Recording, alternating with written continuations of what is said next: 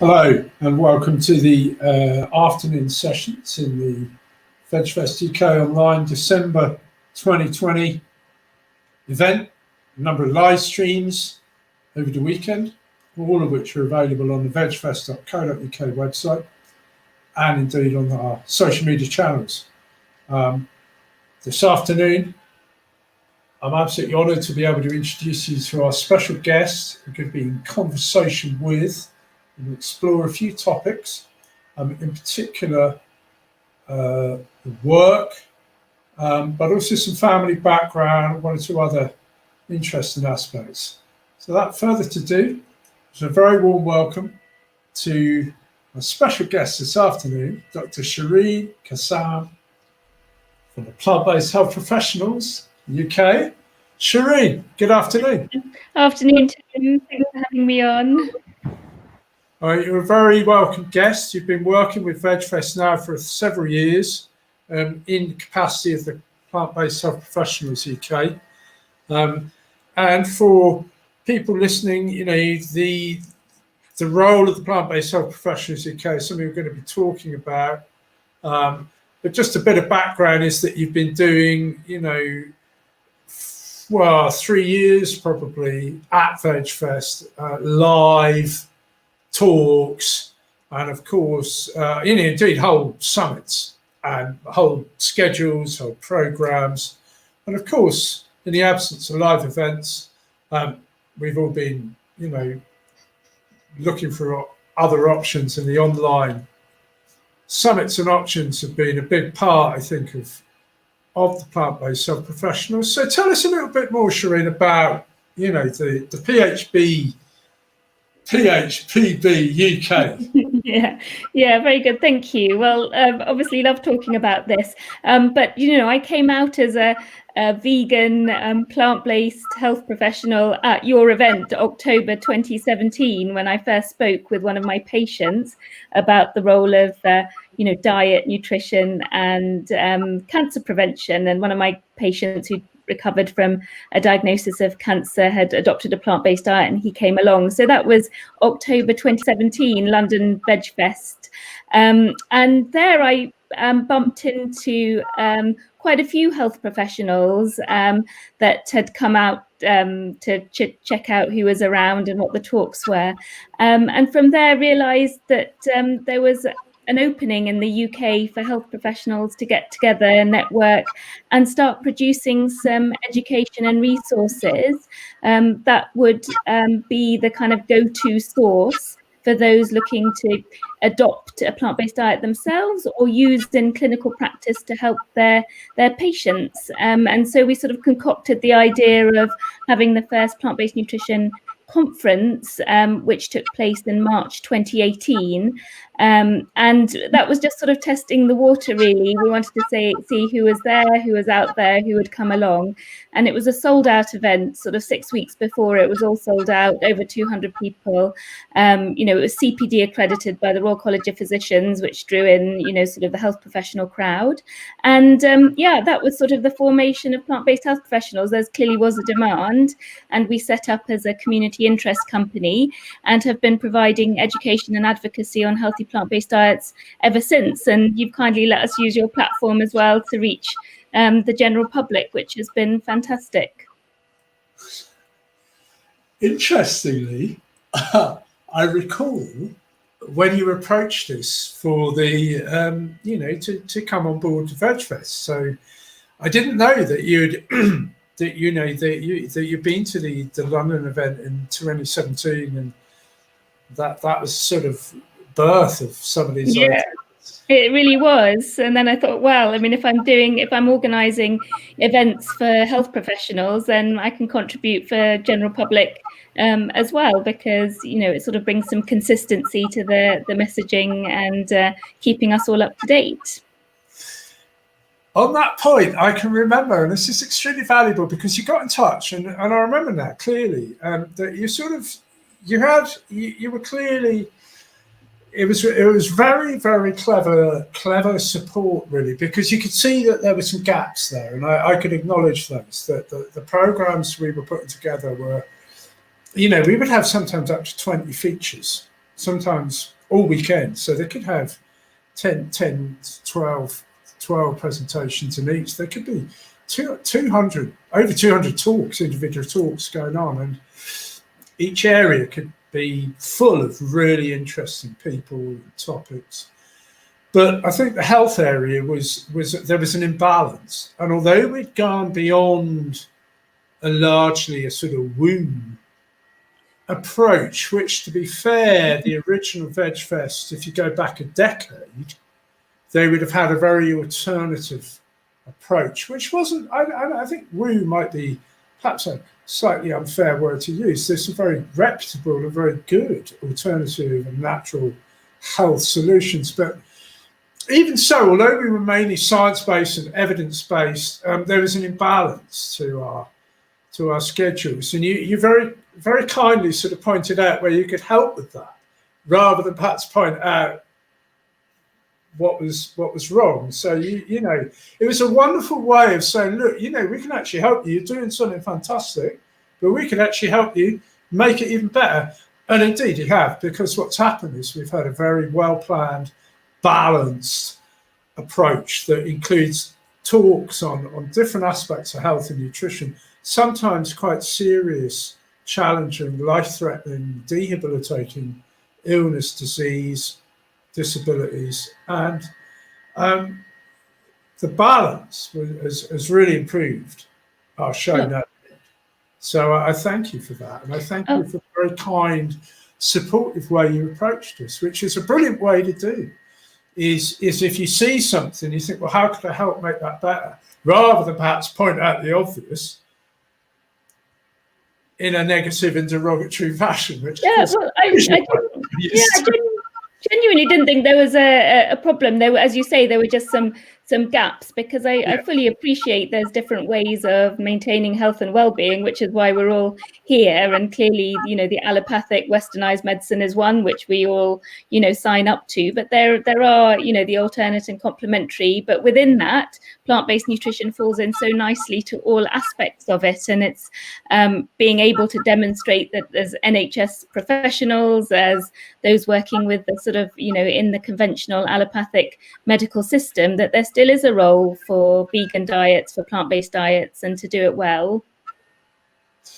Absolutely. I mean, it's essential, and it's always been. And I think now we're at a point where I think we clearly distinguish between plant-based diets and the benefits for health, which is quite human-centric, and ethical veganism, which is more we would describe as a justice movement for animals and the rights of animals not to be used as property. But on that note, with the Plant-Based Health Professionals UK, and you brought a big balance here. There's a lot of research going on. How is this made up? What's the structure and the, you know, who would we find in making up the Plant-Based Health Professionals? Yeah.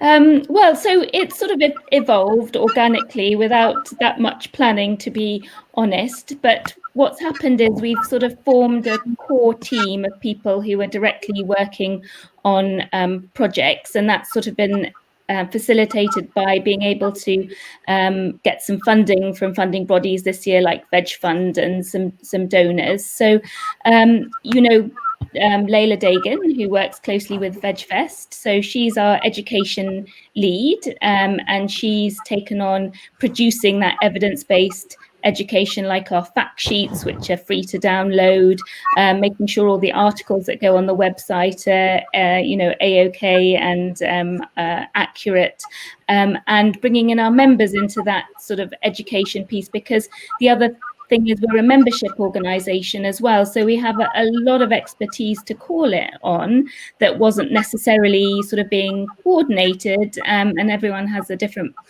part to contribute, so sort of coordinating that side of things. And then we have Rahini Bajekal, who's a nutritionist, and she is our sort of communications and media lead, and also sort of working on our webinars. So like you, all our program this year has gone online, and we had to cancel some really exciting events. We had Michael Greger coming over, we had the Esselstyns all booked up, to fly over in May, but it's allowed us to sort of reconfigure and see what's needed to maintain that sort of education momentum.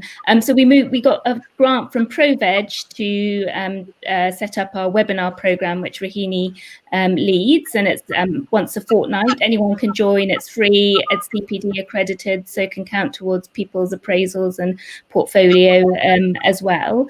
And then, yes, and Rahini's working on the background to make sure that, we provide engaging media and communications and things like that, so people know what we're doing.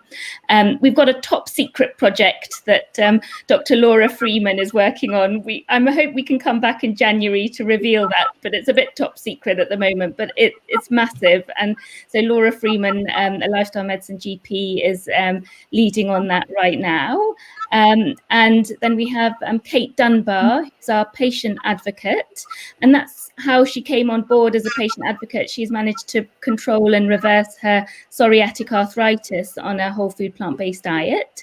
But it turned out that she's an amazing graphic designer as well, so she does all our fact sheet designs and things as well.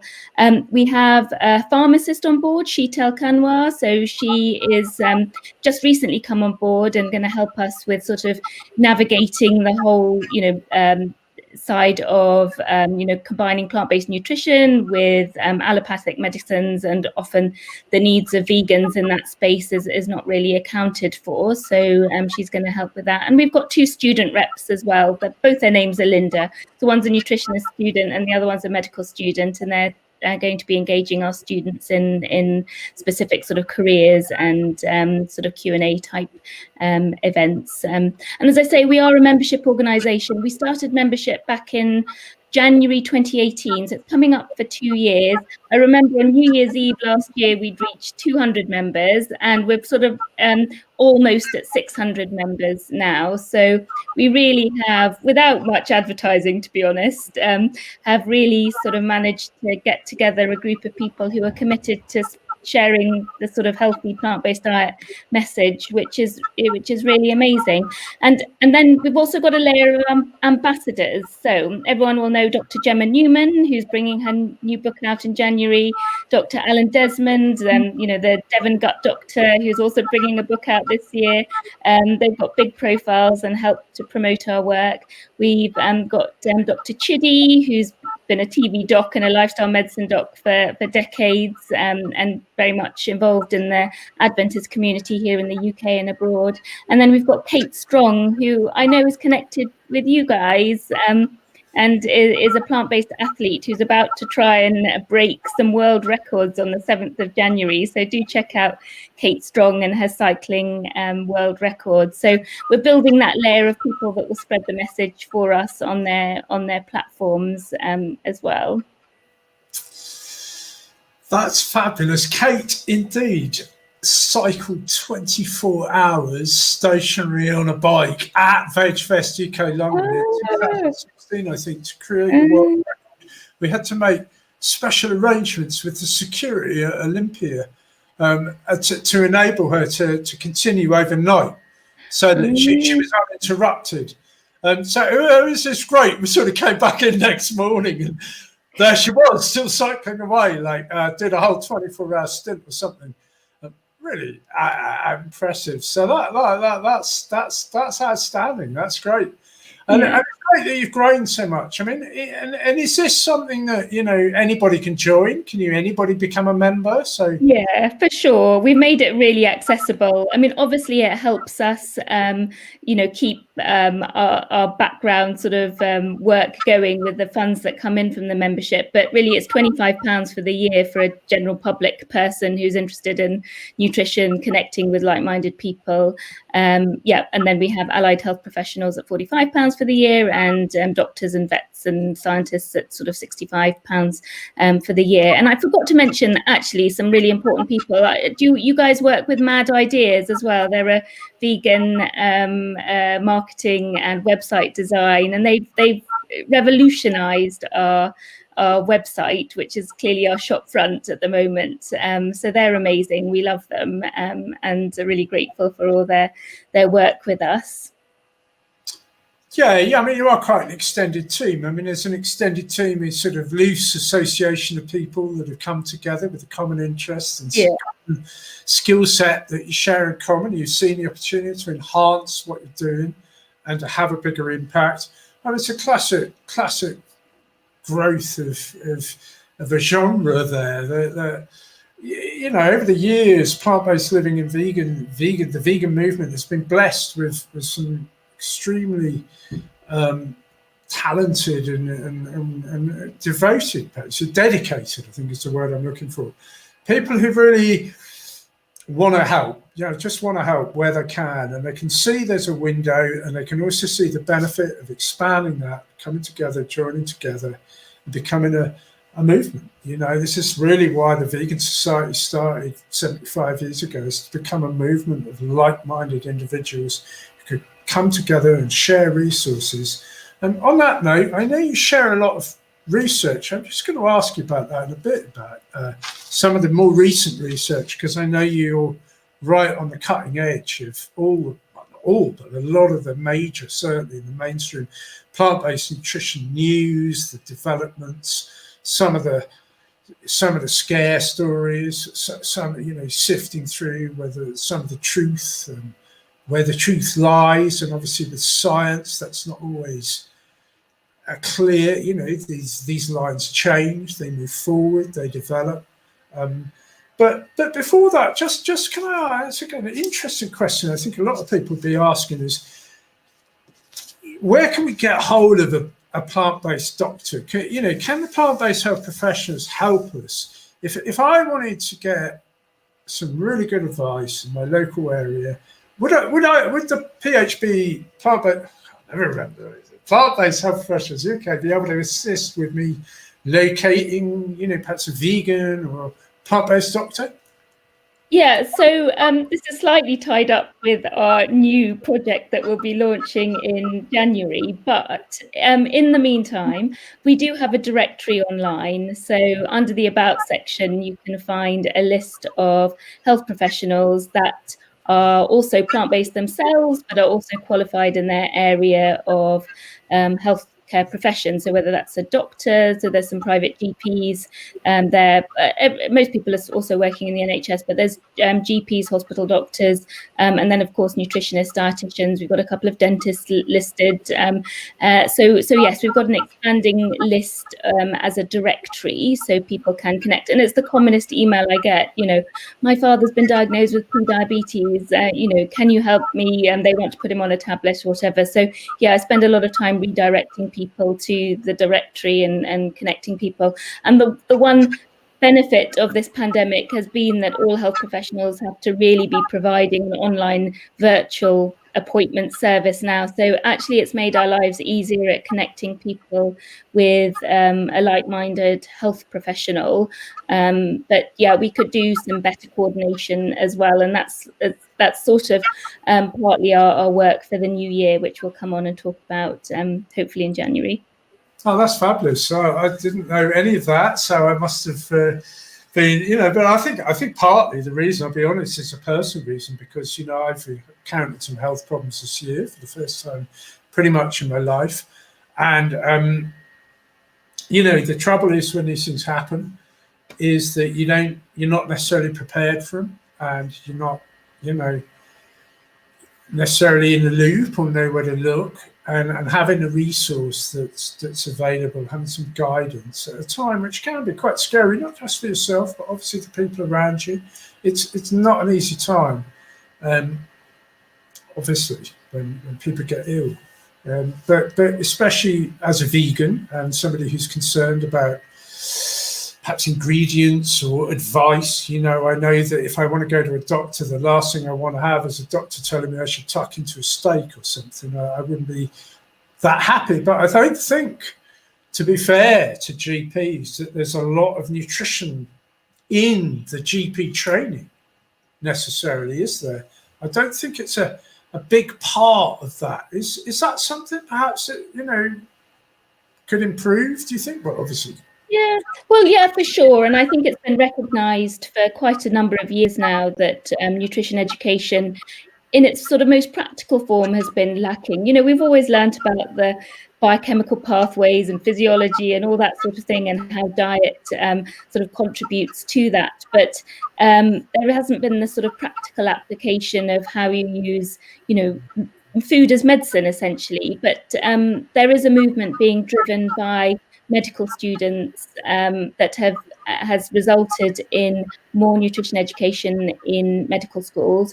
Also, there is a growing number of us, including myself, who are certified lifestyle medicine physicians. So that means that we have got an extra diploma on certification in lifestyle medicine, which incorporates all aspects of our everyday behavior, from diet to exercise to, you know, exposure to toxins like smoking and alcohol, psychological stress, sleep, etc. It's become a sort of budgeting specialty, because we realize that most of our illnesses are essentially down to a handful of lifestyle behaviors. Now, not to say that those lifestyle behaviors are in our control and are chosen explicitly for a reason.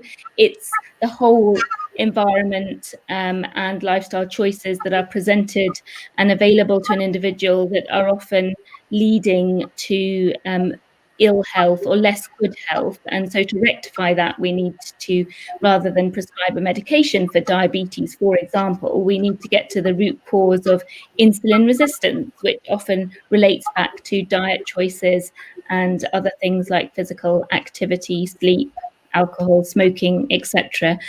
So both those aspects, you know, medical students demanding nutrition education, lifestyle medicine physicians, meaning that more of that education is getting into medical schools. But as you know, that one of the things I have done in the last year and a half is form a relationship with Winchester University, where you probably know that the Vice Chancellor, Professor Joy Carter, she's vegan, and she seems to have surrounded herself by vegan people like Dr. Andrew Knight, who's spoken at VegFest before, and various other. In fact, my boss also is vegan, and there's a Faculty of Health and Wellbeing, and I run a online course on plant-based nutrition for health professionals. So we've just had the 4th running. Layla Dagan also co-facilitates that with me, and it's been hugely popular. Like, we've had to open up new dates for next year. We're kind of full up till July, with over 100 people signed up to do this online course each running. So the education is there. It's just, you know, finding the time for health professionals to fit in yet more learning and you know, sort of self-directed learning, as it were, or lifelong learning, which is what we're really signed up for anyway. I find that really interesting. It's an area I've been looking at for 40 years. I've been lucky enough to sort of be plant-based now, pretty much plant-based 40 years, but also, you know, I was lucky enough to be introduced to some of the, you know, you might loosely call Eastern techniques of, you know, self-healing, some Chinese self-healing techniques, you know, acupressure and deep, you know, some of the Qigong, Tai Chi, and some of the, you know, pranayama breathing, and I found these, you know, absolutely instrumental throughout my life to try and maintain health. But I also recognise, obviously, of course, I suppose what we all want to see is the best of both worlds, if you like. You know, the kind of, you know, we want to see evidence-based, we want to see science-led, but we don't want to outcast clearly beneficial aspects to lifestyle, sort of integrate them, I suppose, into a better understanding, so that we can pass on better lifestyle habits. Just on that note, though, Shireen, I know that recently we've had some, you know, fairly distressing research revealed that may or may not point to some long-term issues for people on a plant-based diet. Now, we all know about B12. There's also an increased awareness of vitamin D, and so, you know, understanding now the EPA and DHA, the essential fatty acids. But particularly, I know the recent study that may or may not, and I use those words cautiously because I would ask for your input on this, about possible, bone fractures was one of them. So there are some studies that potentially could indicate that we need to pay attention, perhaps, on a plant-based diet to our nutrient intake, perhaps with more caution and more attention. What's your feedback on that or advice? Yeah, well, as you say, it was just probably about 2-3 weeks ago that the paper came out. It was a large analysis of the EPIC Oxford study, which was one of the largest studies to examine the health of vegetarians and vegans, and clearly it involves UK participants, which makes it particularly relevant to us. And so this study looks at 4 different diet patterns, omnivorous, pescatarian, vegetarian, vegan, and looks at health outcomes or analyzes health outcomes. I mean, it has to be noted that there are only around 2,000 vegans in the EPIC Oxford, so still a minority, but nonetheless, about a third of participants are either vegetarian or vegan. So this new analysis indicated that all groups who did not eat meat, so it wasn't vegans, although the signal was strongest in vegans, had an increased rate of fracture, and perhaps the most concerning part was an increased risk of hip fractures, which is usually associated with sort of fragility fractures, sort of osteoporotic type fractures. The statistics did show that vegans were suffering more bone fractures than certainly the meat eaters.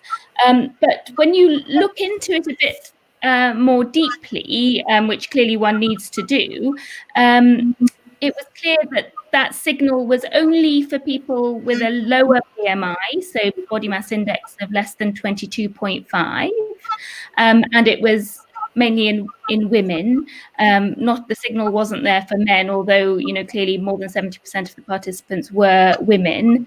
And there were some issues, as you say, with some of the quality of the vegan diet, for example, in that the vegans weren't meeting the UK recommendations for calcium intake, for example. Over half of the participants were not getting the 700 milligrams recommended. We know from previous analysis that they've also not been getting enough B12 or vitamin D, and only 50% of the vegans in this group were actually on supplements. And as you know, it's recommended that all vegans take a B12 supplement, and for at least half the year, everyone in the UK needs to take a vitamin D supplement. So the fact is that probably there were some nutrient issues or sort of quality of diet issues with the vegan group, because they were recruited in the 90s. I mean, I'm only assuming, but you're going to know better than me that the information out there was less accessible, wasn't it? The sort of necessity for taking B12, for example, wasn't necessarily so available. And I think that's what we're seeing, really. But I think it also goes to show that we do need to pay attention to the rest of our lifestyle. There's more to bone health than just our diet. Physical activity probably trumps diet in terms of keeping a healthy bone structure, weight-bearing exercises, avoiding things that lead to less healthy bones, like smoking and alcohol and excessive salt and excessive caffeine, fizzy drinks, those sort of things. So there is a lot more to bone health than just how much calcium you're taking. And obviously you can't know for sure what is contributing to the vegans in that group having an indication of a higher fracture rate. But having said that, it was sort of 20 extra fractures per 1,000 population over 10 years. So again, it's not something that one should be, getting totally worried about. The point is that we need to lead a healthy lifestyle alongside a plant-based diet. And we mustn't forget that in the EPIC Oxford group, the same study shows that vegans have vastly reduced risk of cardiovascular disease, type 2 diabetes, certain cancers. And those at the end of the day are the biggest things that are impacting our quality of life here in the UK. Yes, and I think the message is that we should pay attention, and that the plant-based diet has clearly got huge benefits, aside from the ethical, moral obligation that we shouldn't be using animals in the first place. When we look at just the health aspect, even disregarding the environmental benefits of plant-based diets, when we look at the health aspect, it is important, because obviously health matters, and it is important to take this into consideration. And I think long term, it's important to be honest and listen to the science, listen to the evidence, take a balanced approach. For me, as a long-term plant-based, I've been vegan 36 years. I'll be honest, when you mentioned 30 years ago, I mean, yes, B12, D3, no. Probiotics, no. Omega-3, 6s and 9s. Well, interesting, I was one of the first people, when we introduced hemp, the first UK hemp company in 1991, and I read the Udo Erasmus book, Fats That Heal, Fats That Kill, and I read about hemp and the benefits of the omega-3s and cooked fats, and some of the work of Joanna Budvig back in the 50s about fried, the detrimental effects of carcinogenic properties of cooked oils, the molecular change and the molecular formation. I mean, all of this I became kind of clued up on, and I was a big advocate of hemp, omega-3s, raw seeds, raw nuts. I was promoting, we had a raw snack bar out 20 years ago. Yeah. So I was right on that. But even then, I didn't understand about EPA and DHA. And only now am I, paying attention since some health issues 3 or 4 months ago. And so certainly daily B12, daily D3 at the moment. And I'll ask you a little bit more about that in a minute. But also, regular fermented food for probiotics, and EPA, DHA supplements from algae. And I've definitely found that these have been beneficial. On top of course, this is on top of the foundations, which is a whole food, unprocessed, rainbow plant-based diet, and good exercise. And that can include, soft exercises, yoga, qigong, these kind of things, as well as, traditionally what might be referred to as hard exercise, like physical sort of weight training and that kind of thing, And I think also the mental attitude too, the being comfortable with your own health, having a positive outlook, having good habits, like good behavior, if you like, cultivating good, an all holistic lifestyle, really. Try and be a good person, really, is fundamental to health. But I'm just going to ask you a little bit about the research. I know you do a weekly update. We talked about the EPIC study a bit. Some of the research pointing to the benefits of, immune strengthening, specifically D3 and fermented food, have been in the news recently of having benefits. There's been some research. I'm not sure if it's been peer reviewed or whether it's been accepted or whether it's been developed. Or what's your advice about, where should we be looking really for updates on the research on the benefits of some of these essentially plant-based natural options? Yeah, no, for sure. Well, clearly need to be reading my weekly reviews, and the share on the VegFest page. Yeah, thank you for sharing. Yeah.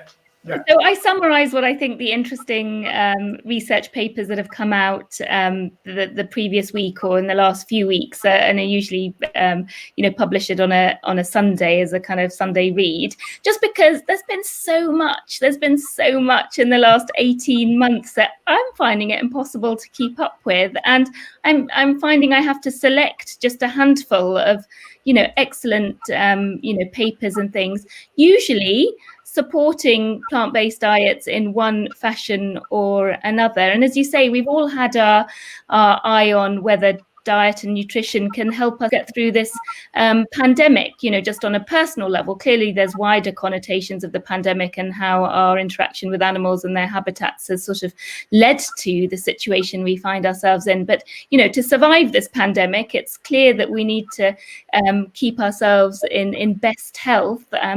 And yeah, there have been a lot of studies looking at nutritional factors. So at the start of it, back in March, I wrote an article stating what we already knew about diet, nutrition, and resilience to infection in general. We didn't have anything specific about coronavirus then. And then back in September, I wrote an update, just looking through what had been published in the meantime. And in my March article, I'd already written about vitamin D3 because, as we discussed before, there's been a meta-analysis of almost 30 studies, randomized studies, showing that supplementation with vitamin D3, particularly if you're low in vitamin D3, means that you have a better outcome with viruses that affect the respiratory system. So, one could extrapolate that and say, well, vitamin D adequate levels are going to be important for coronavirus. We didn't know that at the time, but certainly for other respiratory infections, it seems to benefit the individual to have good levels, so normal levels. And the trouble is we all have far too low levels. I test vitamin D in every one of my patients that comes into my clinic when they're diagnosed with lymphoma, and they all have normal levels, without exception. So none of us are doing this very well, regardless of diet pattern. So yeah, I mean, clearly vitamin D3 or vitamin D in general, and D3 is the more active form, is essential to our immune health, along with making hormones and lots of other things in the body. So I think it's a no-brainer. And then there have been some studies published showing some correlation between vitamin D levels in the blood and outcomes from this current coronavirus, SARS-CoV-2. So there's a bit of inference to suggest that we should be maintaining normal levels. And obviously the government the UK government have decided to give out free vitamin D to everyone. And in fact, I was offered 3 months free supply at my hospital, King's College Hospital. They're giving it out to all staff, actually. So I think, you're certainly not going to harm, and it is essential component of a healthy immune system. What about specifically, you mentioned actually, because I use your research on the Plant-Based Health Professionals UK website. There's a great place, for research. And yeah, what sort of our health? I've used that resource a few times, and I looked up actually D3, and I saw about the 25 RCTs and the overview of them, and I found that really useful. But one of the things I was going to ask you about, do you know about the levels though? Because from what I've heard, the minor knowledge I have is that it's specifically with very high levels of D3. And is there a danger of too much D3? Oh, so you're talking about the dose that we would take as a supplement. Yeah, so there's ongoing debate. And I have to say the UK probably recommends some of the lowest intakes. So the UK government say 10 micrograms or 400 international units. Other countries obviously recommend more. I mean, I think for me, somewhere between 1,000 and 2,000 units. And actually, King's College Hospital is giving out a dose of 2,000 international units to their staff, which is interesting. So I think between 1,000 and 2,000 international units a day, you shouldn't take more than 4,000 international units in a day. So that still gives you quite a lot of leeway.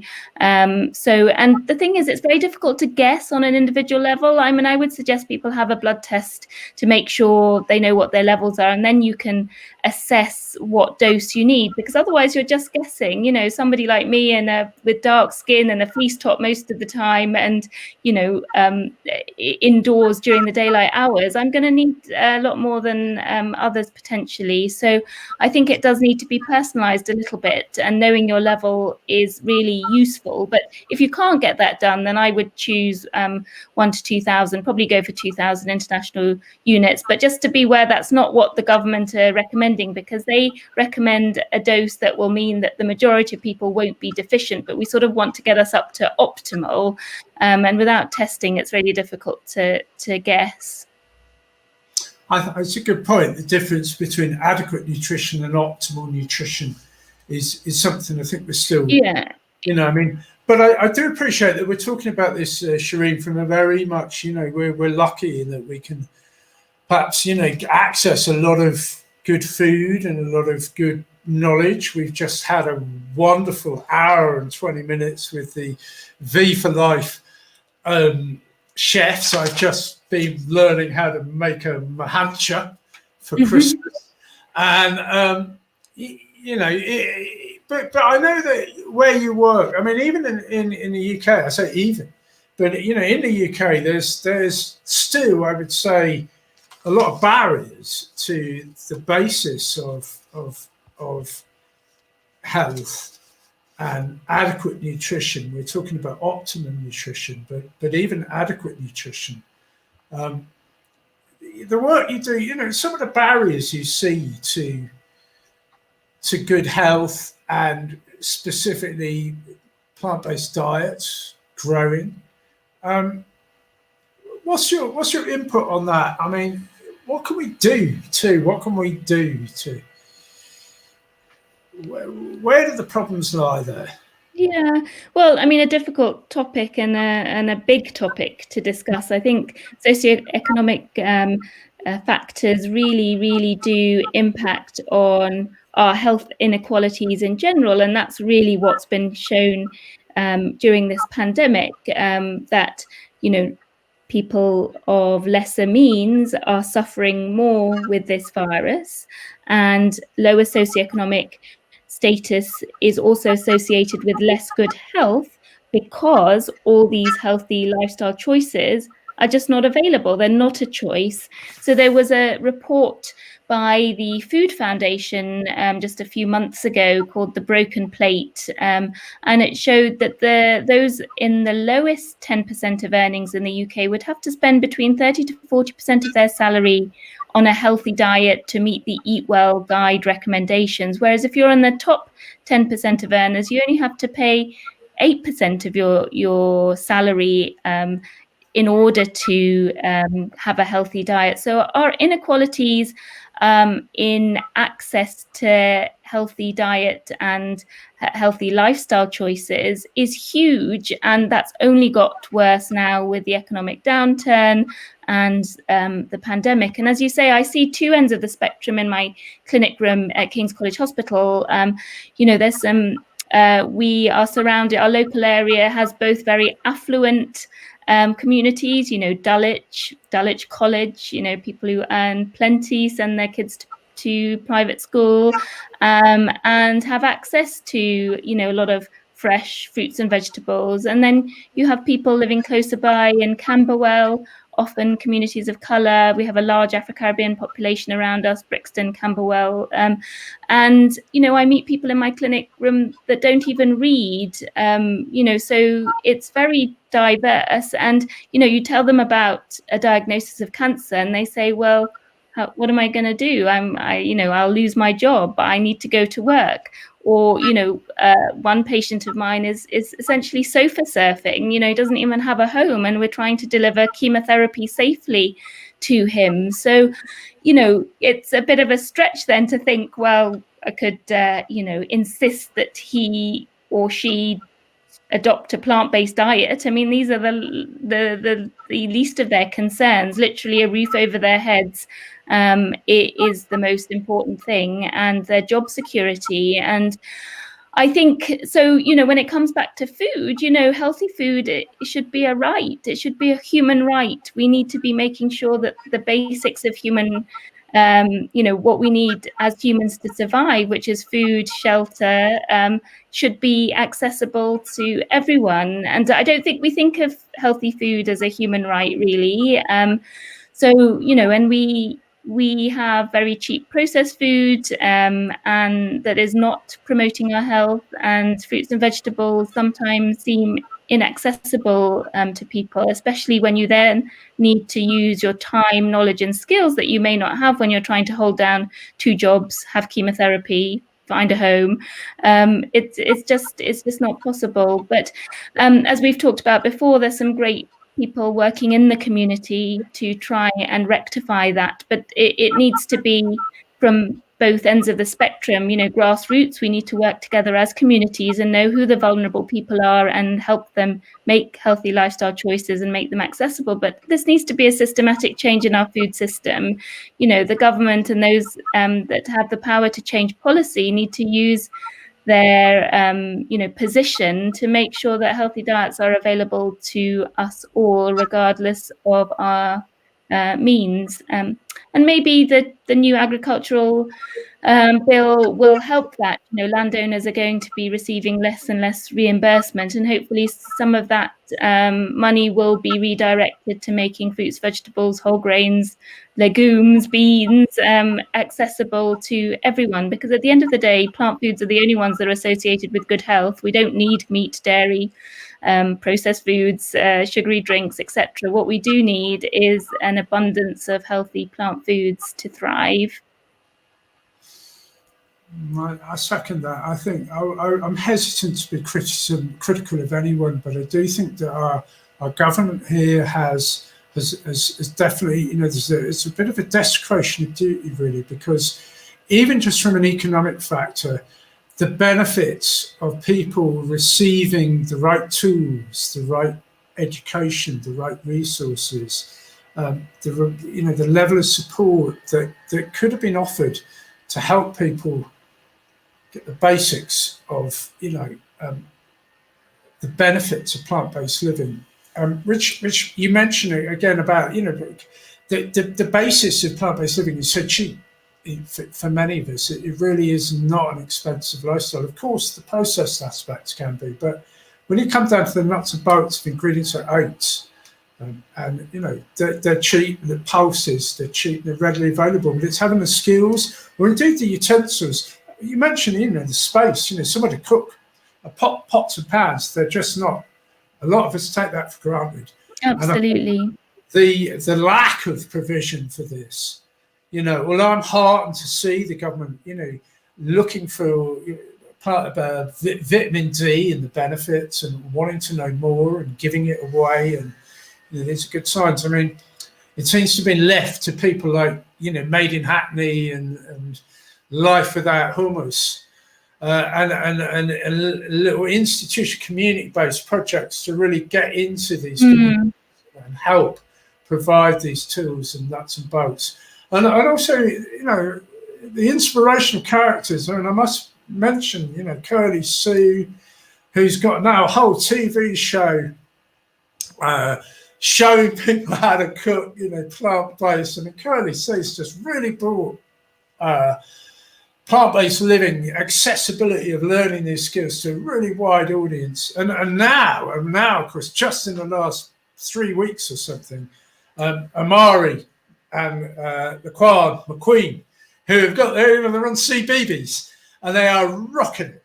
They're just taking like really good ingredients, like some bananas and some oats and maybe a blender or something, and spoon ladle to whack his brother around the head to wake him up a bit, and off they go. And it's a fabulous little show, and I'm just so heartened that this message is getting out there. I just love to see governments and local governments too, because it's not just about central government. Local government agreed. Grasping this and really helping fund and finance these skills, and particularly into communities where these skills are lacking and these tools are not available and accessibility isn't always there. I just love to see more resources diverted. Do you think there's anything we can do to help, individually, institutionally, and systemically? It is a big question. I mean, I think for an organisation like myself, Plant-Based Health Professionals, we need to make sure that we are including everyone in our messaging and our education, and it's not just those that know about it, that are accessing it. It's sort of, making sure that we are inclusive of all communities, all walks of lives, and get out there and try and get this education, as you say, into schools, into hospitals, into everywhere where we need to see that happening, but in a way that is accessible. And that's what we're going to be working on going forward, because I guess, we've been building up our network of like-minded people, but you attract the people that already know about it, and it's trying to get that message out to those who need to hear it more, and educating the health professionals is going to help, and that's what we focus on. One GP will be seeing hundreds and thousands of patients a year, and has the potential to really help foster healthy lifestyle habits, and to a certain extent the government are helping in that regard too. There is a bit of progress. There's a social prescribing, the fact that GPs can link patients up with community groups that are gardening or meeting for afternoon cup of tea and things like that. So, but it just needs to be a consistent message of healthy diet and nutrition, and how important it is. But yeah, it's a big question, and I think it's going to require all of us working together and demanding change to see our actual food system become one that's promoting health rather than contributing to this sort of epidemic of chronic illness that we find ourselves in. Well, it's a real challenge to address food systems and systems generally. And on an individual level, I think we've already grown in that department, and there's a lot of people wanting to get out there and do this outreach, talk to people about these benefits, and part of the role we're trying to provide is a bit of support for people so that they can have a kind, supportive, but also reflective, and at times, critique is important for the growth. We must address these issues, especially to do with being inclusive and not excluding groups, and not sending out mixed messaging or messaging that excludes people or offends people or causes division. We do need to get behind as a collective. I think individually there's a lot of great resources out there, and institutionally now that's really changing too. You can see universities changing. My tiny little experience for hospital in the BRI in Bristol in the summer, there's this lovely Bristol lady doing the food, and she's vegan, is it? Let's have a little look for you there, look. And she came back like, I swear, honestly. Do you know what? I even stayed behind on the third day just to make sure I had my tea before I went home. Honestly, it was that good. They had some really good food. Really pleased to hear that. But systemically is a real challenge. And just before we wrap up, because we did agree not to go on too long, Shireen, because we want to keep it succinct for our listeners. But you're not alone here, and I know that your sister Layla has done some really valuable work, and this is about food systems. I think this is the big challenge for us. This is what we see people like Animal Rebellion trying to change, and it's a very difficult one to address. Yeah. The food systems without, where do you start?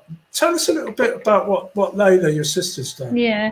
So I mean, our vegan journey really has been a family affair with my two sisters, who are both vegan, and now my parents. And as you know, my father, Shireen Kassam, is a agricultural scientist and has always worked really in the field of development and to alleviate poverty through improving farming practices and food insecurity. And Layla's my younger sister Layla, her work now really is all about sort of animal liberation and how we get there. So her organization, Animal Think Tank, is building a movement for animal liberation, essentially. So my father and my sister have come together and brought out this book, Rethinking Food and Agriculture, which includes, people top of their field, working in within food systems, essentially, agriculture, scientists, nutrition. My older sister and I have written the nutrition chapter in there, and really deconstructing the food system and rebuilding it to one that's going to provide us with healthy nutrition, whilst at the same time keeping the environment and our soils in good health. And as you say, it's a system change. We really do need to rethink our food system, because it's broken everywhere. The way we use our land, what we're doing to our soil, the types of food we're producing. So so that book is out, Rethinking Food and Agriculture, and they've got the summary of all the chapters on their website that I'm sure you'll link to, and you've referred to already, but inclusiveresponsibility.earth, and you could take a look and see the highlights. It's a dense book, it's quite academic, but the highlights are given on the website to give an overall theme of what needs to change. So let's hope that's a good contribution to the academic field there. It really is. I mean, it's very close. That's why my original motivation to go vegan and stay vegan was on humanitarian grounds, actually, to do with food supplies. Yeah. It's an area that's been, I think, neglected in the arguments that have been put forward for plant-based diets, as distinct perhaps from ethical veganism. But they are. There's and I'm conscious that we have been, we do tend to look at the whole vegan and plant-based through a very Western perspective, a very Western set of eyes. And I would love to, what I would love to see a broader, more general discussion about other countries. And of course, we're seeing this post-pandemic, we're beginning to come out of the pandemic, where we see the resources, the rebuilding, what countries get left behind, and what countries go ahead, the balance, and what can we do about understanding more and trying to provide more and help with the spread of the plant-based diets, and that understanding of climate justice, understanding health benefits, understanding of animal justice and justice for animals, and finding where are the Venn diagrams, where can we go forward with this, and how can we help more? Because I know that when we do, I've been doing this long enough to know, blessed, that for a fraction of the time, but just in this 40 years, there's been so much change and so much belief that if enough people get on the same page, they can really change things. Yeah, I believe that we can do a lot more in a very short space of time. I have no doubts of the capacity of humans to achieve that. But it's going to be by coming together as collectives and learning and being open and taking on board what we know, rejecting, being bold enough to reject what doesn't work, being bold enough to listen and be corrected and improve. But the idea of a collective now is really important. And I think if we don't start working closer together, especially within our own vegan and plant-based communities, we may miss that opportunity. There's a momentum. So what you've been doing is really, the way that the plant-based health professionals come together is a microcosm of exactly what I'm on about. It's just so inspirational. We've been chatting now for an hour. I could easily go another hour. I'd love to, it'd be great to have you and your sister and your dad, even the three of you, to come and talk. That would be really a treat. So maybe we can do that in the future. But for now, I'll just say that you should all be watching the awards ceremony later on. They're on at 4:00. So there's a little clue for the plant-based health professionals make sure you're all watching. Shireen, your family want to be watching. It's going to be a wonderful occasion. But just to wrap up, to just say thank you for what you've been doing, really, because especially during this lockdown period, we've needed steady, calm, informed but open, balanced opinions and research, resources, news, and you've provided that. Thank you, and thanks for having us as part of the big VegFest family, because we've definitely benefited from being part of your network too. Well, let's hope it continues. It's a challenging year for all of us, but I'm sure that we'll find solutions we need to if we keep working towards them. So thank you, Shireen, and thank you all the plant-based health professionals who've helped with that project particularly, and may you onwards and upwards. And I look forward to chatting with Layla tomorrow. Layla will be joining us on Sunday in the Animal Rights Summit. And thank you to your sisters too for the fabulous work they've been doing, and also to your dad, which I didn't know about. So well done to your mum and dad for all that. That's great news. You're all vegan now. So all power to the Kassams. That's great. Thank you. Thanks.